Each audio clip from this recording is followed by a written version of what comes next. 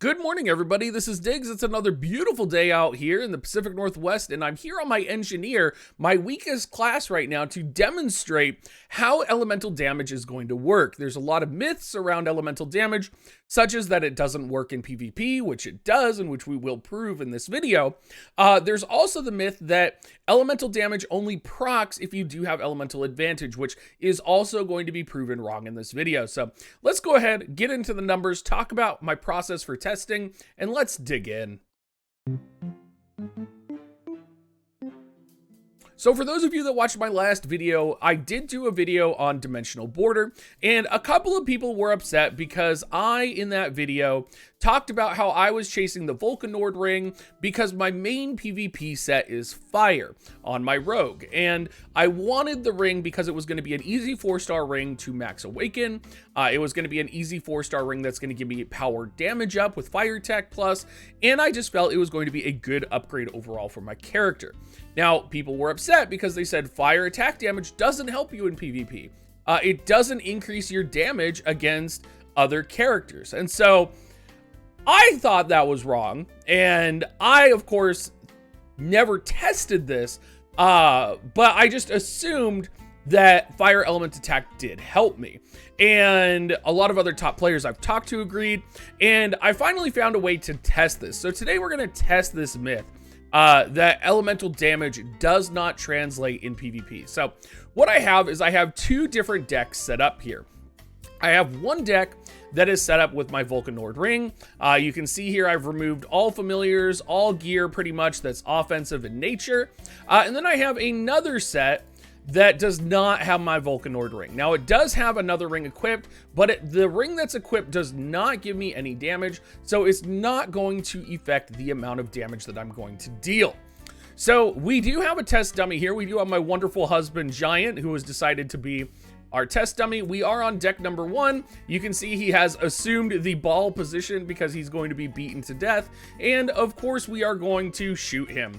We did about 8,900 and we're going to wait 10 more seconds. We're going to do a couple tests here, see if we can get the right amount of damage going, kind of get an idea of, without the Volcanord ring, how much damage we're doing to him.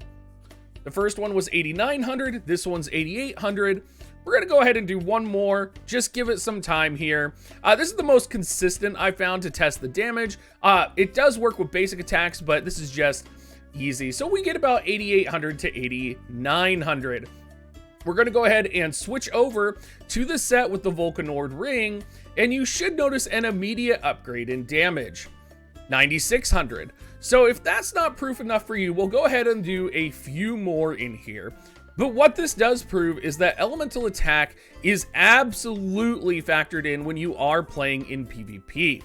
One of the other things that this does prove is you'll notice that there's white damage over Giant's head. That's because we do not have elemental advantage on him, right? There's another one for 9,700.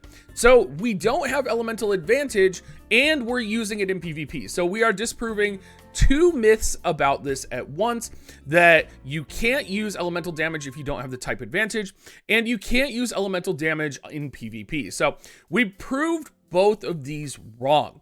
Now, there is another couple of questions that are going to arise from this that I think this video is really going to kind of bring into question. And now that we've kind of proved it, I want to talk a little bit more about what this could mean and the potential ramifications. Let's go ahead and pull up my character menu here.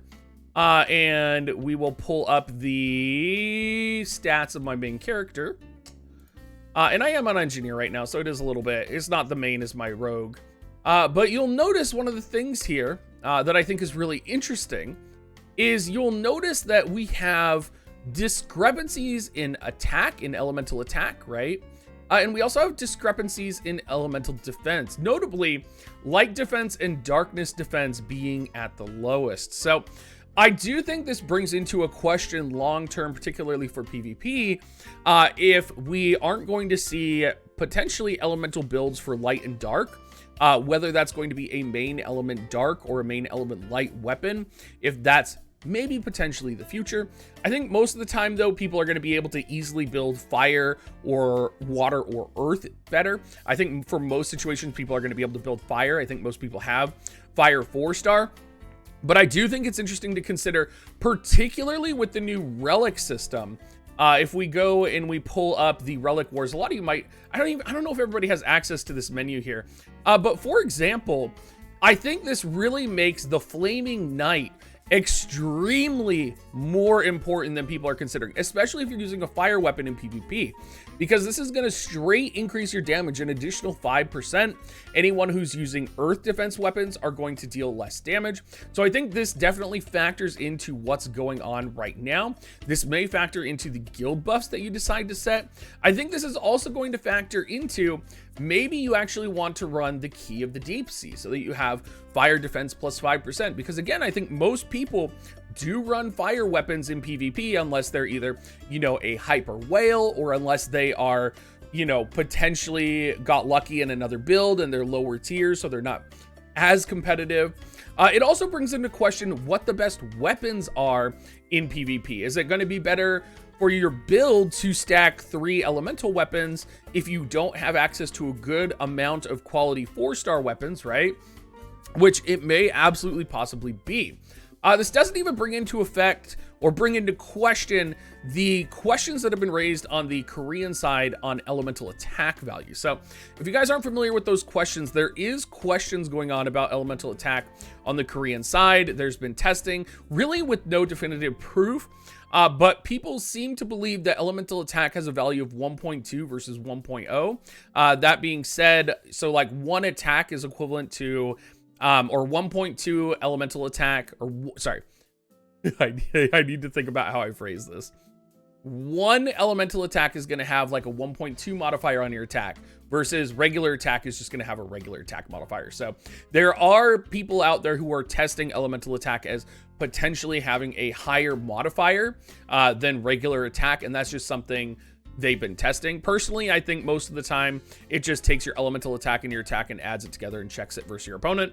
But I think there is a whole variety of things and a whole bunch of discussions this opens up. But hopefully, kind of to wrap this video up, hopefully you guys get something from this video. I hope this definitively proves that elemental attack is effective in both PvP and it is effective when you are fighting non-type resistant or non-weakness based monsters.